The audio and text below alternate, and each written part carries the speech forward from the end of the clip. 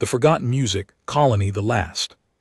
Transmission, Ambassador Vex stood before the holographic assembly, his crystalline body pulsing with desperate energy. The galactic assembly chamber stretched endlessly around him, filled with representatives from 47 different species. Each one sat in their environmental pots, comfortable and safe, light years away from the horror unfolding on Cassara Prime. His home world colony was dying, and he was running out of time. The display behind him showed live footage from the colony. Massive organic vessels descended through the atmosphere like locusts. The harvester swarm had arrived without warning, their bioships tearing through the orbital defenses as if they were paper. On the ground, Zeltharan families fled through crystalline streets while extraction drones swept down, collecting anything organic for processing. The harvesters didn't negotiate, they didn't conquer, they simply consumed everything in their path and moved on. Vex's voice resonated through his translator, carrying the weight of 300,000 lives. Honored members of the Assembly, we have served this galactic community for 2 centuries. Our mining operations have provided rare minerals for your ships, your cities, your very civilizations. We ask now for assistance. 26 harvester bio ships are stripping our colony world. Our defense forces were overwhelmed in minutes. We need evacuation support, military intervention, anything you can provide.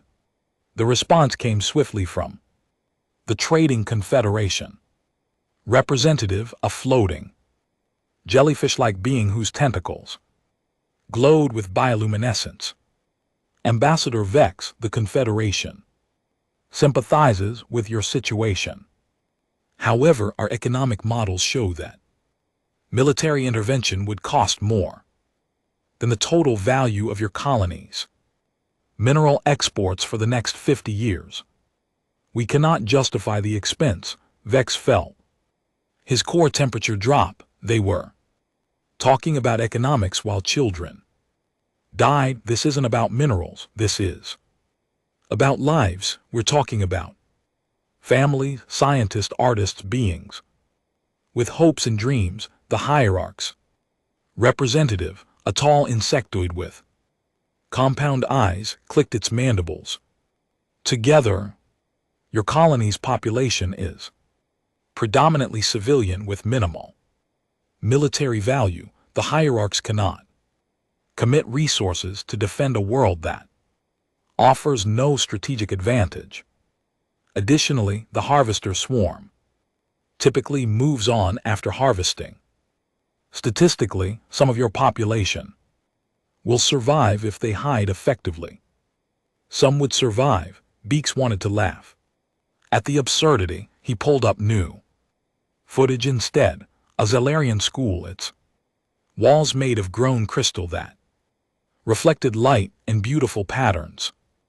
Harvester drones were tearing it apart, dragging screaming younglings toward collection vessels. Teachers threw themselves between the children and the machines, buying seconds with their lives. Is this acceptable to you? Beck's voice cracked. Watching children die because helping them doesn't fit your economic models. The collective mind spoke next, its voice a harmony of thousands of synchronized beings. We understand your distress, Ambassador. However, the harvester swarm consists of 26 capital-class bioships with supporting drone screens. Our military analysts calculate a 78% casualty rate for any intervention force. We cannot ask our people to die for a colony that was established in a high-risk sector. Against our recommendations, one by one, the votes appeared on the central display. 47 chances for someone to care 47 opportunities for compassion too. Outweigh calculation, the votes came in.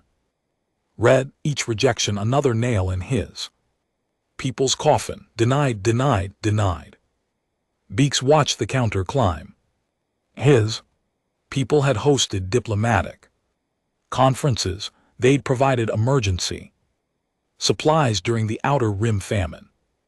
They'd opened their colony to refugees from 3 different wars. They'd been good galactic citizens, and now their reward was 47 red votes and empty condolences. The final vote appeared. Unanimous rejection. This assembly offers its deepest sympathies to the Zetheran people, the speaker announced, its mechanical voice devoid of emotion.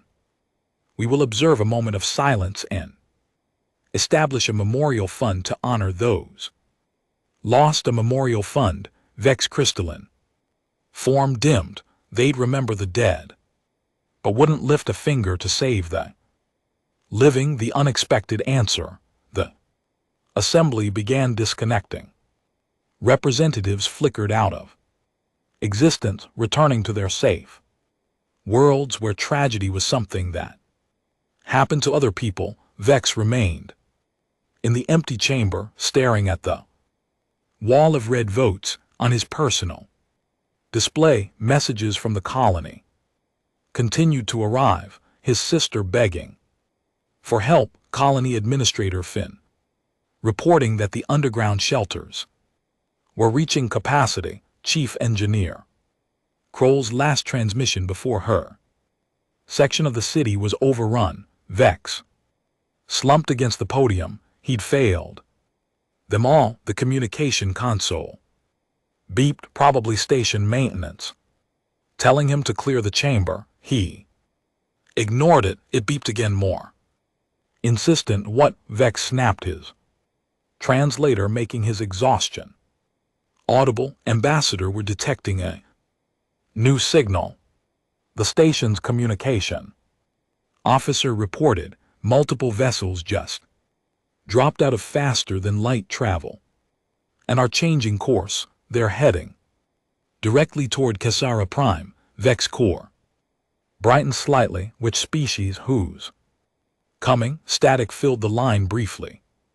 The identification signatures are registered to Earth Defense Fleet Frontier Division. They're human vessels. Ambassador, humans. Vex knew about them. Of course, everyone in the assembly did. The Death World species that had joined Galactic Society only 32 years ago. They came from a planet so hostile that most species considered it uninhabitable. High gravity, extreme temperature variations, dangerous radiation levels, and predators that would terrify most civilized beings. The humans had evolved in that nightmare and somehow thrived. Most assembly members considered them barely civilized. Dangerous, unpredictable. How many ships? Vex asked, trying to calculate if this changed anything. 6 vessels. Ambassador, 1 heavy cruiser, 3 frigates, and 2 destroyers. They're burning fuel at emergency speeds. Their trajectory suggests they want to reach Cassara Prime before the Harvester's swarm completes its harvesting operation. 6 ships against 26 Harvester bioships. The tactical computers would give them maybe a 5% chance of survival, less than that if the Harvesters deployed their full drone screens. The humans knew this. They had to know this. Their sensors might be less advanced than assembly technology, but they weren't stupid. Why? Vex whispered. Why would they do this? They've transmitted a message, Ambassador. It's addressed to you personally. Would you like to hear it? Yes. A human voice filled the chamber. Female with an accent has translator identified as originating from Earth's eastern continental region. Ambassador Vex, this is Commander Sarah Chin of the Earth Defense Fleet Frontier Division, we received your distress call and monitored the assembly vote. We know. They said no, we're saying yes. Tell your people to get to the deepest shelters they can find. We're coming in hot and things are about to get loud. Hold on, Ambassador, the cavalry is on its way. The message ended. Vex stood in the empty chamber, his crystalline body pulsing with emotions he couldn't name. The humans were coming, a species most of the galaxy dismissed as primitive. Warmongers from a death world, they were flying towards certain death to save people they'd never met on a world they'd never visited, for a species they barely knew. Vex activated his emergency channel to Cassara Prime. His sister's face appeared, terrified and covered in dust from collapsed buildings. Vex did anyone answer? Is help coming? Vex looked at his sister, at the fear in her eyes, at the younglings huddled in the shelter behind her. For the first time in hours, he felt something other than despair. Yes, he said, the humans are coming against all logic. The decision, Commander Sarah Chun felt the acceleration press her into the command chair as the S-Defiant pushed beyond recommended speed limits. The bridge hummed with controlled chaos as her crew worked their stations with practiced efficiency. Warning lights blinked amber across the overhead panels, protesting the strain she was putting on the ship. Systems she didn't care about. The warnings, somewhere ahead people were dying. Lieutenant Marcus Webb looked up from the engineering console, his dark skin glistening with sweat from the heat. The overworked reactors were generating. Commander, we're running the drives at 130% capacity. If we maintain this burn rate for another hour, we're looking at permanent damage to the propulsion systems. We might not have enough power to jump back to friendly space. Sarah kept her eyes on the tactical display. 6 blue markers representing her small fleet raced across the star map toward a single green dot, Cassara Prime. Around it, 26 red markers circled like vultures. Noted Marcus, keep pushing. We need every second we can buy. Commander Admiral Petrov is hailing us again. Communications Officer Lisa Torres announced, her fingers dancing across her console. 5th time. He's not happy, sir. Almost smiled. Admiral Petrov commanded the Frontier Division from his comfortable office 3 sectors away. He'd never seen real combat, never watched civilians die while bureaucrats debated response times. What does he want? He's ordering us to abort the mission and return to Outpost Meridian immediately. He says we're violating standing orders by intervening in non-allied conflicts. He's threatening court-martial. The bridge went silent. Every officer turned to look at Sarah. She could see the question in their eyes. Were they really going to throw away their careers, maybe their lives, for aliens they'd never met? Sarah thought about her grandmother, Elena.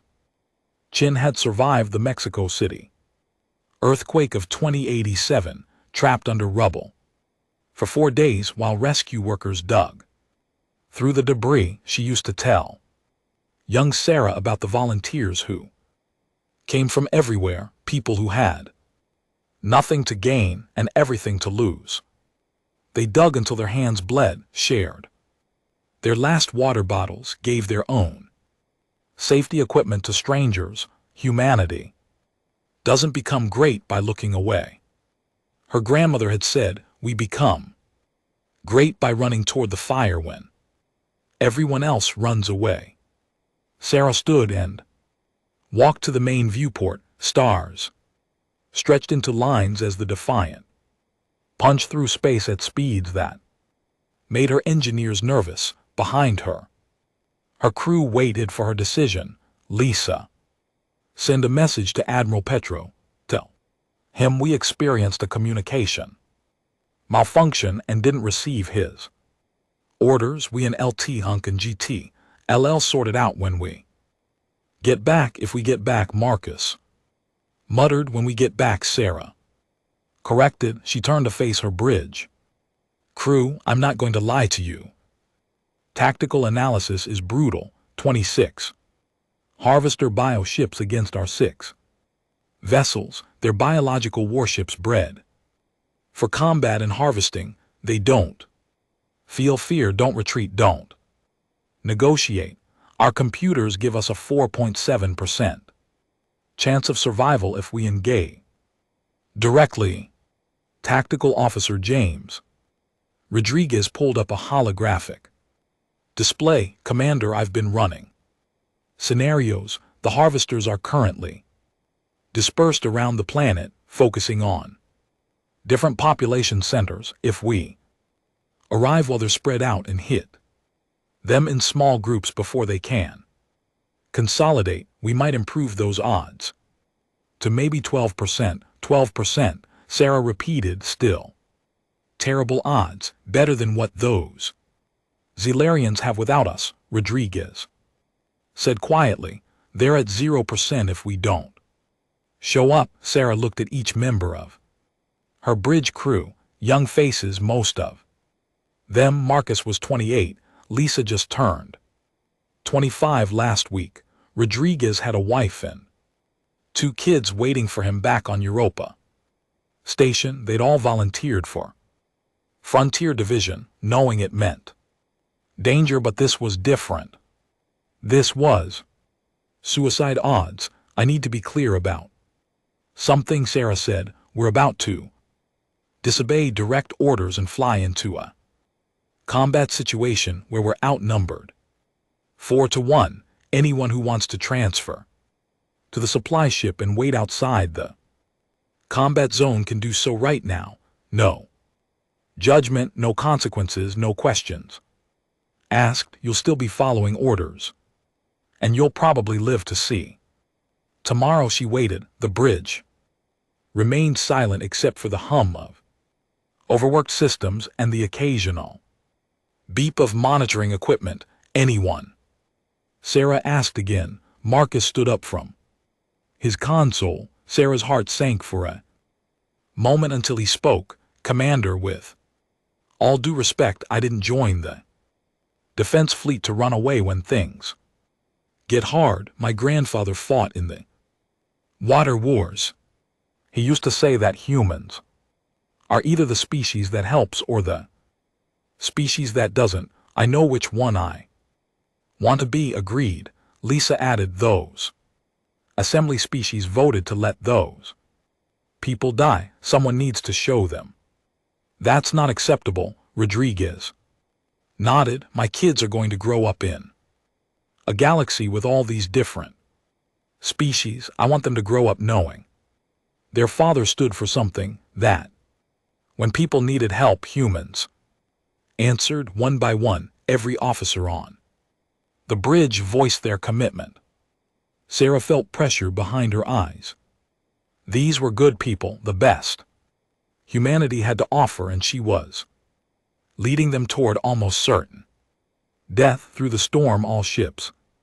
This is Defiant Actual. Sarah activated the fleet-wide channel. We're approaching the combat zone.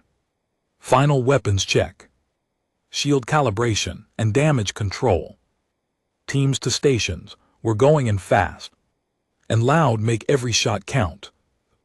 Other 5 ships in her small fleet. Acknowledged. Captain James Wu, commanding the cruiser Thunderhead. Commander Patricia Aon Quo on the Frigg. Relentless. Each captain knew the score, and each had chosen to follow Sarah into hell. Commander, we're receiving a transmission from Cassara Prime. Lisa reported. Ambassador Vex wants to speak with you. Sarah nodded. Put him through.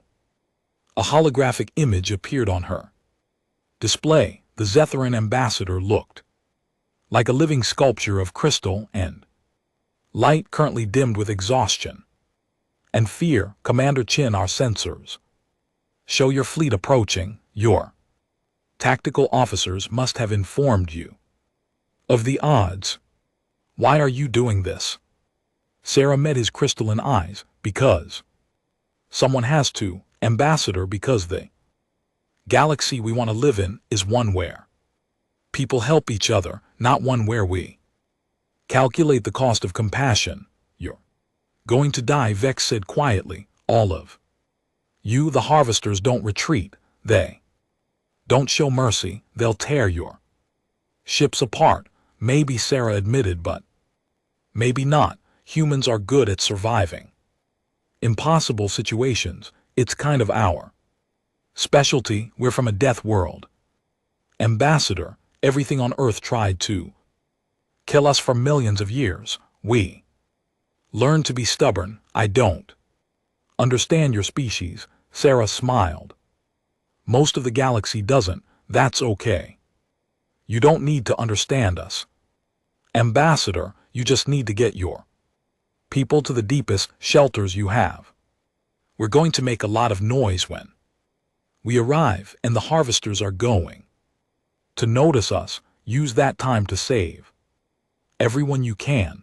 Commander Ivek's voice cracked. Thank you for trying, for caring, for being what the rest of the galaxy should have been. Thank you for asking for help, Ambassador. Took courage to stand before that assembly and ask. Took even more courage to keep going after they said no. We're going to do our best to make sure your courage wasn't wasted. The transmission ended. Sarah returned to her command chair and pulled up the tactical display. 26 red markers, each representing a harvester. Biohip the size of a small city. Organic weapons that could tear through standard military shields. Drone screens that could overwhelm point defense systems. Self-repairing hulls that made them incredibly difficult to kill. Ida, Sarah asked. 17 minutes, Rodriguez replied.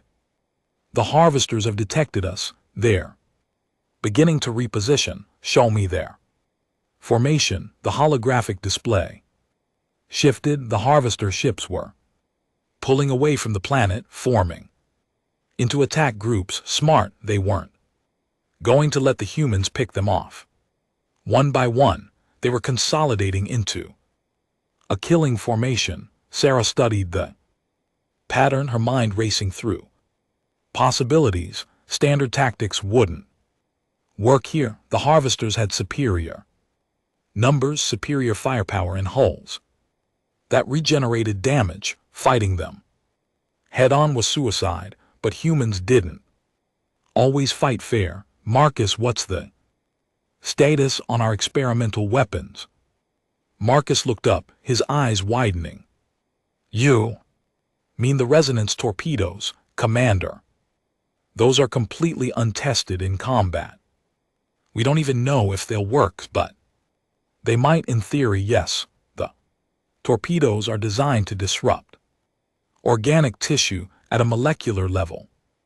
Against biological ships like the harvesters, they could be devastating, or they could fail completely, and we'll have wasted our best weapons. Sarah made her decision. Load all tubes with resonance torpedoes, conventional weapons, and secondary batteries. If we're going to do this, we're going to hit them with everything that might work. Commander Lisa interrupted. Sanctuary Station is broadcasting on all channels. They're warning us to withdraw. They say the harvesters have never been defeated in direct combat. They're calling our mission a guaranteed failure. Sarah thought about all the times in human history when people said something was impossible. The first flight, the moon landing, curing diseases that killed millions, surviving on a planet that threw hurricanes, earthquakes, and ice ages at them. Humans specialized in doing impossible Things tell Sanctuary Station to watch closely, Sarah said. They're about to learn something about Deathers. We don't give up just because the odds are bad. We fight harder. The Defiance shuddered as it dropped out of faster than light travel. Space rippled, and suddenly Cassara Prime filled the viewport.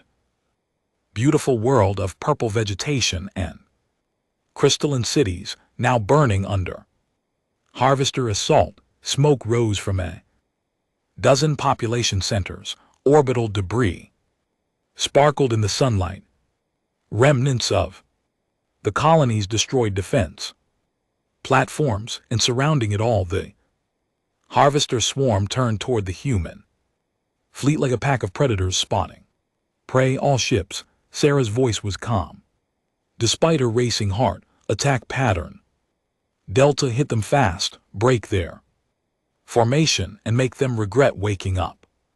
Today, for the Zilarians, for humanity, for everyone who ever needed help and got turned away. Let's show the galaxy what it means to be human. 6 human ships accelerated toward 26 organic nightmares. The impossible odds didn't matter. The threat of death didn't matter. What mattered was that people needed help, and humans had answered.